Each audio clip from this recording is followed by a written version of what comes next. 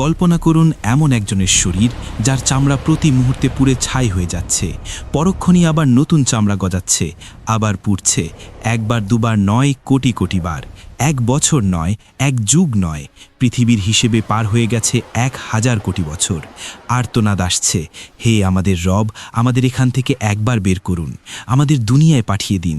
জাহান্নামের সবচেয়ে গভীর গর্তে আগুনের এক সিন্দুকের ভেতর কুঁকড়ে পড়ে আছে একটি যন্ত্রণাকাতর সত্তা। তার চেহারা বিকৃত, চোখগুলো গলে বেরিয়ে আসছে, সারা শরীরে আগুনের পোকাগুলো কিলবিল করছে। সে চিৎকার করতে চাইছে, কিন্তু তার গলা দিয়ে কোনো আওয়াজ বের হচ্ছে না, বের হচ্ছে শুধু ফুটন্ত ধোঁয়া। কে এই সত্তা? এ আর কেউ নয়, এ হলো সেই অভিশপ্ত ইবলিস, যে বলেছিল, আমি আদমের চেয়ে শ্রেষ্ঠ, কেন আমি নত হব ওই নগণ্য মাটির পুতুলের সামনে? আজ 1000 কোটি বছর পর তার সেই অহংকারের পরিণতি কি?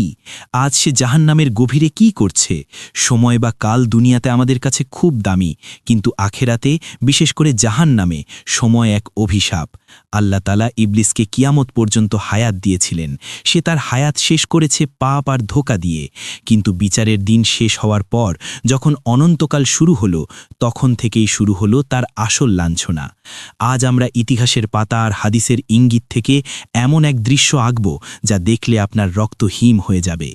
আজকের ভিডিওতে আমরা দেখব 1000 কোটি বছর আগুনে জ্বলার পর শয়তানের শারীরিক গঠন কেমন হয়েছে, তাকে কি খেতে দেওয়া হচ্ছে, এবং এত বছর পর সে তার সঙ্গীদের সাথে কি আচরণ করছে। আল্লাহ তাআলা কেন তাকে কুকুরের সাথে তুলনা করবেন, আর কি বা হবে তার শেষ ভাষণ। জাহান্নামের স্তরগুলোর মধ্যে সবচেয়ে ভয়াবহ স্তর হল হাবিয়া বা অতল গহ্বর। দুনিয়ার আগুন যার কাছে বরফের মতো মনে হবে, এতটাই উত্তপ্ত সেই স্থান। মুফাসসিরগণ বলেন, ইবলিসের শাস্তি হবে সবচেয়ে কঠিন, কারণ সেই সব পাপের মূল। 1000 কোটি বছর ধরে সে একটি বিশেষ শাস্তির মধ্যে আছে। কিছু বর্ণনায় পাওয়া যায়, জাহান্নামের তলদেশে আগুনের তৈরি একটি বিশাল সিন্দুক বা কফিন আছে। ইবলিসকে সেই সিন্দুকের ভেতর ঢুটিয়ে তালাবদ্ধ করে দেওয়া হয়েছে। কেন জানেন? কারণ দুনিয়াতে সে তার চেলারা বা শয়তান বাহিনী নিয়ে অহংকার করত। আজ সে একা। হাজার হাজার বছর ধরে সে শুধুই অন্ধকার দেখছে। তার নিঃশ্বাস ফেলার শব্দ সেখানে প্রতিধ্বনিত হয়ে ফিরে আসে, যা তাকে আরও উন্মাদ করে তোলে। তার এই সিন্দুকটি মহাবিশ্বের যে কোনো ব্ল্যাক হোল বা কৃষ্ণ গহ্বরের চেয়েও ভারী। মনে হয় যেন কোটি কোটি পাহাড় তার বুকের ওপর চাপিয়ে দেওয়া হয়েছে। সে শ্বাস নিতে চায়, কিন্তু বাতাস নেই, আছে শুধু বিষাক্ত আগুনের ধোঁয়া। সেই সিন্দুকের ভেতর তাকে নড়াচড়া করার মতো জায়গা দেওয়া হয়নি। সে একবার ডানে ফিরতে চায়, কিন্তু ডানের দেওয়াল আগুনের। সে বামে ফিরতে চায়, বামের দেওয়াল কাঁটাযুক্ত। মাঝে মধ্যে সে বিড়বিড় করে বলে, একটু পানি, 1 ফোঁটা পানি। কিন্তু পানির বদলে সিন্দুকের ছাদ থেকে ফোঁটায় ফোঁটায় পড়ছে গলিত তামা, যা তার মাথার তালু দিয়ে ঢুকে পায়ের নিচ দিয়ে বের হয়ে যাচ্ছে। সেই গলিত তামার তাপে তার মগজ টকবক করে ফুটতে থাকে, যেমন চুলার ওপর পাতিলের পানি ফোটে। যন্ত্রণার তীব্রতায় সে জ্ঞান হারাতে চায়, কিন্তু জ্ঞান হারানোর কোনো সুযোগ নেই। 1000 কোটি বছর ধরে এই একই শাস্তি, কোনো বিরতি নেই, কোনো ঘুম নেই। জাহান্নামীরাও অন্তত একে অপরকে দেখতে পায়, কিন্তু ইবলিসকে রাখা হয়েছে চরম একাকিত্বে। তার অহংকার চূর্ণ করার জন্য এই নিঃসঙ্গতাই যথেষ্ট। ইবলিসের এই যন্ত্রণার গভীরতা মাপার কোনো স্কেল বা থার্মোমিটার মহাবিশ্বে নেই। তবে এর ভয়াবহতা কিছুটা আঁচ করতে হলে আমাদের তাকাতে হবে জাহান্নামের সবচেয়ে সর্বনিম্ন বা তথাকথিত হালকা শাস্তির দিকে। সহিহ হাদিসে এসেছে, জাহান্নামে যার শাস্তি হবে সবচাইতে কম, তাকে আগুনের তৈরি মাত্র 2টি জুতো পরিয়ে দেয়া হবে। মাত্র 2টি জুতো, কিন্তু সেই জুতোর কাপ কোনো সাধারণ আগুনের তাপ নয়। জুতো পায়ে দেওয়ার সাথে সাথে তার পায়ের তলা থেকে এক অকল্পনীয় বৈদ্যুতিক শকের মতো তাপ সোজা তার মস্তিষ্কে আঘাত করবে। চুলার ওপর টকবক করে ফোটা পানির মতো, কিংবা ভাতের মাড় যেভাবে টকবক করে ফুটে উপচে পড়ে, ঠিক সেভাবেই তার মগজ মাথার খুলির ভেতর ফুটতে থাকবে। তীব্র যন্ত্রণায় তার মগজ গলে তরল হয়ে নাক ও কান দিয়ে লাভাস্রোতের মতো বেরিয়ে আসবে। সেই ব্যক্তি চিৎকার করে বলবে, আল্লাহর কসম, এর চেয়ে কঠিন শাস্তি আর কাউকে দেয়া হচ্ছে না। অথচ সে জানে না সেটাই হলো জাহান্নামের লেভেল 1 বা সর্বনিম্ন স্তর। এবার কলিজা শক্ত করে ভাবুন ইবলিসের কথা। যে ব্যক্তি আগুনের জুতো পরে আছে, সে জাহান্নামের আগুনের উৎস থেকে বহু দূরে, কিন্তু ইবলিস আছে সেই আগুনের হৃৎপিণ্ডে, একেবারে কোরের ভেতর। বিজ্ঞান বলে, সূর্যের ওপরে তাপমাত্রার চেয়ে কেন্দ্রের তাপমাত্রা কোটি গুণ বেশি। ঠিক তেমনি সাধারণ জাহান্নামীদের শাস্তি যদি হয় জ্বলন্ত মোমবাতির ছ্যাঁকা, তবে ইবলিসের শাস্তি হল জীবন্ত আগ্নেয়গিরির গলিত লাভায় ডুবে থাকা। পৃথিবীর শুরু থেকে শেষ পর্যন্ত যত পাপ হয়েছে, যত খুন, যত ধর্ষণ, যত শির্ক, তার সবগুলোর কমিশন বা ভাগ ইবলিসের কাঁধে জমা হয়েছে। তাই তার আগুনের রং লাল নয়, তার আগুন কুচকুচে কালো। সর্বনিম্ন শাস্তির ওই ব্যক্তি যদি ইবলিসের শাস্তির এক ফোঁটাও অনুভব করত, তবে সে মুহূর্তেই ভস্ম হয়ে যেত। ইবলিস প্রতি ন্যানোসেকেন্ডে এমন দহন সহ্য করছে, যা পৃথিবীর সমস্ত পারমাণবিক বোমা একসাথে বিস্ফোরিত হলেও তৈরি করা সম্ভব নয়। তার আর্তনাদ যদি একবার দুনিয়ার মানুষ শুনতে পেত, তবে ভয়ে এবং আতঙ্কে পৃথিবীর সমস্ত মানুষের হৃৎস্পন্দন চিরতরে বন্ধ হয়ে যেত। হাদিসে এসেছে, জাহান্নামে কাফেরদের শরীর বিশাল বড় করে দেয়া হবে, যাতে তারা আগুনের স্বাদ বেশি করে নিতে পারে। ইবলিসের শরীর পাহাড়ের মতো বিশাল। ১,০০০ কোটি বছর ধরে পুড়তে পুড়তে তার চেহারা এখন চেনার উপায় নেই। একসময় সে ছিল ফেরেশতাদের শিক্ষক, দেখতে ছিল উজ্জ্বল। আজ সে কুৎসিত কালো কয়লার মতো। তার শরীর থেকে এমন দুর্গন্ধ বের হচ্ছে যে তা যদি দুনিয়াতে আসত, তবে পৃথিবীর সব প্রাণী সেই গন্ধে মারা যেত। তার চোখের পাপড়িগুলো পুড়ে গেছে বহু আগেই। এখন চোখের কোটর থেকে আগুনের লাভা গড়িয়ে পড়ছে, যা তার গালের মাংস গলিয়ে দিচ্ছে। সে হাত দিয়ে মুখ ঢাকতে যায়, কিন্তু তার হাতগুলো কয়লার মতো শক্ত হয়ে অবশ হয়ে আছে। তার ক্ষুধা, কোটি বছর না খেয়ে থাকার পর তার পেটের ভেতরটা জ্বলছে। সে ক্ষুধার জ্বালায় চিৎকার করছে। তখন ফেরেশতারা তাকে টেনে নিয়ে যায় জাক্কুম গাছের নিচে। ইবলিস সেই কাঁটাযুক্ত ফল চিবিয়ে খেতে বাধ্য হয়। যেই ইবলিস দুনিয়াতে মানুষকে হারাম খাবার, মদ আর সুদের লোভ দেখাত, আজ তার গলায় আটকে আছে জাক্কুমের কাঁটা। কাঁটাগুলো তার গলার ভেতর ছিঁড়ে ফেলছে। সেই কাঁটাগুলো পেটের ভেতর গিয়ে আগুনের গোলার মতো জ্বলতে থাকে। মনে হয় যেন পেটের ভেতর হাজার হাজার বিষধর সাপ দংশন করছে। সে গিলতে পারছে না, আবার উগলাতেও পারছে না। সে চিৎকার করে বলছে, পানি, পানি দাও। কলিজা ফেটে গেল। তখন তাকে দেয়া হয় হামিম, ফুটন্ত টকবগে পানি। সেই পানি মুখের কাছে নিতেই তার মুখের মাংস খসে পড়ে যায়।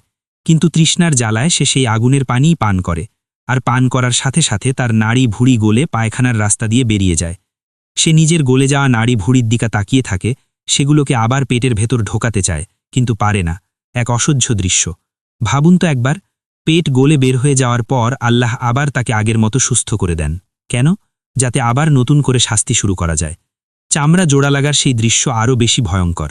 সুস্থ হওয়ার পর সে এক মুহূর্তের জন্য স্বস্তি পায় না, বরং দ্বিগুণ ভয়ে কুঁকড়ে যায়, কারণ সে জানে এখনই আবার আযাব শুরু হবে। এভাবেই কেটে গেছে ১,০০০ কোটি বছর।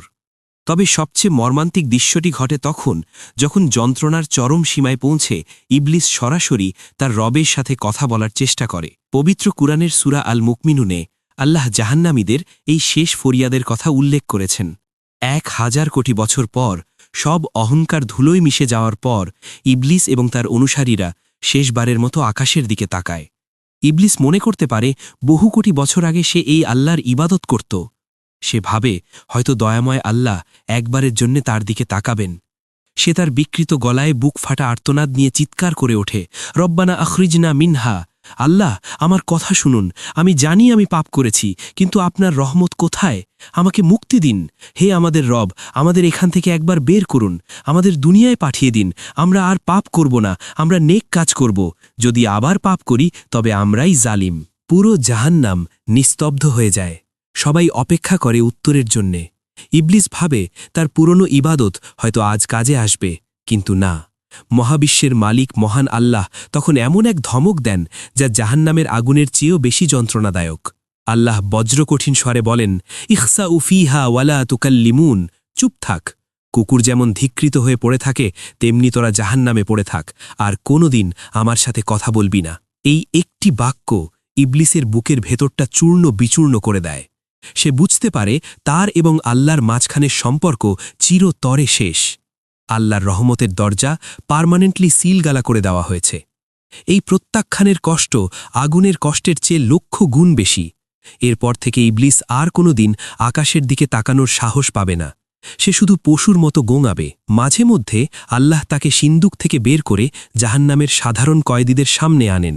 এটা তার শাস্তির আরেকটা অংশ, অপমান বা লাঞ্ছনা। যখন জাহান্নামের অধিবাসীরা, ফেরাউন, নমরুদ, আবুল আহাব এবং দুনিয়ার পাপী মানুষরা ইবলিসকে দেখতে পায়, তখন তারা পাগলের মতো হয়ে যায়, চিৎকার করে বলে, এইসব তোর জন্যে ইবলিস। হঠাৎ ভিড় থেকে একজন চিৎকার করে ওঠে, ওই তো সেই শয়তান, যার ধোকায় পড়ে আমি আজ এখানে। তাকে ধর, তাকে ছিঁড়ে ফেল। জাহান্নামীরা নিজেদের শাস্তি ভুলে গিয়ে ইবলিসের ওপর ঝাঁপিয়ে পড়ে। তারা তাকে কামড়াতে থাকে, তার শরীরের মাংস ছিঁড়তে থাকে। ইবলিস চিৎকার করে বলে, দূরে সরে যাও। তারা বলে, তোর কারণেই আমরা আল্লাহর রহমত থেকে বঞ্চিত হয়েছি। তাদের আক্রোশ দেখে মনে হয় তারা ইবলিসকে চিবিয়ে খেয়ে ফেললেও তাদের রাগ কমবে না। ইবলিস তখন চিৎকার করে পালাতে চায়। সে ফেরেশতাদের বলে, আমাকে ওদের কাছ থেকে বাঁচাও, আমাকে আবার আগুনে ফেলে দাও। দুনিয়াতে যারা তাকে বস বা নেতা মানত, আজ তারা তাকে কুকুরের মতো ছিঁড়ে খাচ্ছে। 1000 কোটি বছর পর তার কোনো বন্ধু নেই, কোনো সাথী নেই, সে সম্পূর্ণ একা। শাস্তি, লাঞ্ছনা আর অপমানের 1000 কোটি বছর পার হওয়ার পর আল্লাহর হুকুমে ইবলিস আজ কথা বলবে। সে তার অনুসারীদের উদ্দেশ্যে শেষ ভাষণ দেবে। সে কাঁপতে কাঁপতে মিম্বারে দাঁড়ালো। কোটি কোটি জাহান্নামী চুপ করে আছে। আগুনের শব্দ ছাড়া আর কোনো শব্দ নেই। সবাই অপেক্ষা করছে, হয়তো ইবলিস কোনো সুসংবাদ দেবে। কিন্তু ইবলিস যা বলল তা ছিল তাদের কফিনের শেষ পেরেক।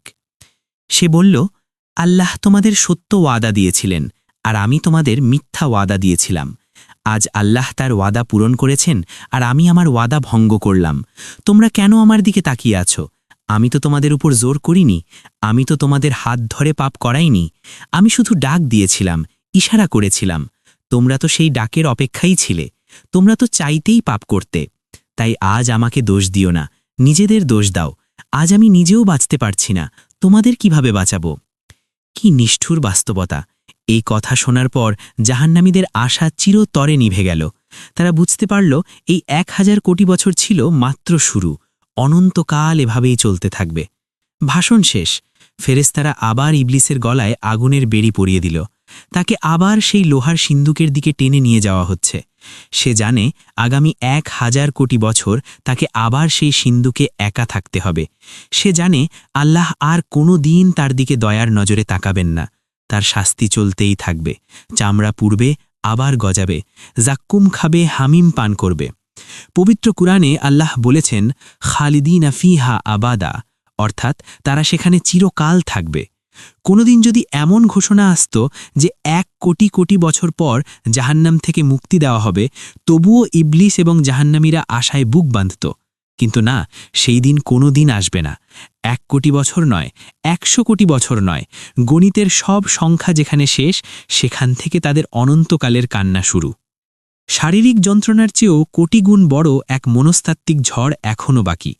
ইবলিসের মনে 1000 কোটি বছর ধরে একটা চোর পুলিশ খেলার মতো ক্ষীণ আশা লুকিয়েছিল। সে ভাবত, হয়তো 1 কোটি বছর কিংবা 100 কোটি বছর অথবা 1000 কোটি বছর পর হলেও আমার মৃত্যু হবে। মৃত্যু হলেই তো সব শেষ, আর কোনো ব্যথা নেই, আর কোনো আগুন নেই। এই মৃত্যু নামের মিথ্যা আশাটাকে বুকের ভেতর লালন করেই সে এতকাল টিকেছিল। কিন্তু সেই শেষ আশার প্রদীপটি নিভে যাওয়ার দিনটি হবে তার অস্তিত্বের সবচেয়ে ভয়ঙ্কর দিন। বিচার দিবসের শেষে জান্নাতি এবং জাহান্নামীদের মাঝখানের প্রাচীরে ফেরেশতারা একটি ধূসর রঙের দুম্বাকে উপস্থিত করবেন। হঠাৎ পুরো জাহান্নাম নিস্তব্ধ হয়ে যাবে। জান্নাতি এবং জাহান্নামী উভয় দলই শ্বাস বন্ধ করে তাকিয়ে থাকবে। ফেরেশতারা বজ্রকণ্ঠে প্রশ্ন করবেন, তোমরা কি একে চেনো? এই হলো মৌত, এই হলো মৃত্যু, যাকে আমরা দুনিয়াতে ভয় পেতাম, আর আজ যাকে আমরা মুক্তির দূত হিসেবে চাইছি। জাহান্নামীদের চোখে তখন চকচকে আশা। ইবলিশও সিন্দুকের ফাঁক দিয়ে তাকিয়ে আছে, ভাবছে এই বুঝি তার মুক্তির লগ্ন এলো। কিন্তু ঠিক তখনই মহাবিশ্বের কোটি কোটি সত্তার চোখের সামনে এক ধারালো ছুরি দিয়ে মৃত্যুকে জবাই করে দেওয়া হবে। রক্তের ফোঁটা পড়ার সাথে সাথে মৃত্যুর মৃত্যু ঘটে গেল। ফেরেশতারা তখন চূড়ান্ত রায় ঘোষণা করবেন, হে জান্নাতবাসী, আর মৃত্যু নেই, তোমরা অমর। হে জাহান্নামবাসী, আর মৃত্যু নেই, তোমরাও অমর। এই ঘোষণা শোনামাত্রই ইবলিশের সিন্দুকের ভেতর এমন এক পৈশাচিক দৃশ্য তৈরি হবে যা ভাষায় প্রকাশ করা অসম্ভব। মৃত্যু যখন জীবিত ছিল তখন পালানোর একটা শেষ দরজা খোলা ছিল, কিন্তু মৃত্যু নিজেই যখন মৃত তখন এই আগুন, এই সিন্দুক, এই জাক্কুম, এই সাপ বিচ্ছু সবই অনন্ত। সমাপ্তি, শেষ বা দি এন্ড শব্দগুলো ইবলিশের ভাগ্যলিপি থেকে চিরতরে মুছে ফেলা হলো। হতাশার চরম পর্যায়ে পৌঁছে ইবলিশ পাগলের মতো নিজের শরীরে আঘাত করতে শুরু করবে। সে তার নখ দিয়ে নিজের মুখের চামড়া ছিঁড়ে ফেলবে, আগুনের দেওয়ালে নিজের মাথা ঠুকতে খাটবে। সে তার বিকৃত গলায় চিৎকার করে বলবে, হে আল্লাহ, আমাকে মাটি বানিয়ে দাও, আমাকে অস্তিত্বহীন করে দাও, আমি আর বাঁচতে চাই না। কিন্তু তার সেই চিৎকার অনন্তকালের দেওয়ালে ধাক্কা খেয়ে আবার তার কাছেই ফিরে আসবে। ইবলিশ বুঝতে পারবে সে এক অনন্ত লুপে বা চক্রে আটকা পড়ে গেছে, যেখানে ঘড়ির কাঁটা নেই, ক্যালেন্ডারের পাতা নেই, আছে শুধু অন্তহীন হাহাকার। অনন্তকাল শব্দটা এখন তার গলার এমন এক ফাঁস যা তাকে মারবেও না, আবার বাঁচতেও দেবে না, শুধু তিলে তিলে, পলে পলে যন্ত্রণা দেবে। প্রিয় দর্শক, এই সত্যটি ভয়ের, কিন্তু তার চেয়েও বেশি ভয়ের হল আমাদের গাফিলতি। আজ আমরা শান্তিতে ঘুমাচ্ছি, শয়তান আমাদের কানের কাছে এসে বলছে, আরে আরও সময় আছে, পরে নামাজ পড়ব, পরে ভালো হব। কিন্তু যে ইবলিস 1000 কোটি বছর পরও নিজের দোষ অস্বীকার করবে, তার কথায় আপনি কেন নিজের আখেরাত বরবাদ করছেন? সে তো প্রকাশ্য শত্রু, সে তো চায় আপনিও তার সাথে সেই আগুনের সিন্ধুকে বন্দী হন। সে একা পুড়তে চায় না, সে আপনাকে সাথে নিয়ে পুড়তে চায়। এখনও সময় আছে। আপনার বুকের বাম পাশে যে হৃৎপিণ্ডটি ধুকপুক করছে, ওটা থামার আগেই ফিরে আসুন। আল্লাহর দয়ার দরজা এখনও খোলা। আসুন, আজই তওবা করি, শয়তানের প্ররোচনা থেকে আল্লাহর কাছে পানাহ চাই। হে আল্লাহ, আমাদের এবং আমাদের পরিবারকে জাহান্নামের সেই ভয়াবহ শাস্তি থেকে রক্ষা করুন। ইবলিশের ধোঁকা থেকে আমাদের ঈমানকে হেফাজত করুন। আমিন। ভিডিওটি শেয়ার করে আপনার পরিচিতদের সতর্ক করুন। কে জানে, হয়তো এই ভিডিওটি দেখার পর কারো জীবনের মোড় ঘুরে যেতে পারে। জাযাকাল্লাহু খাইরান।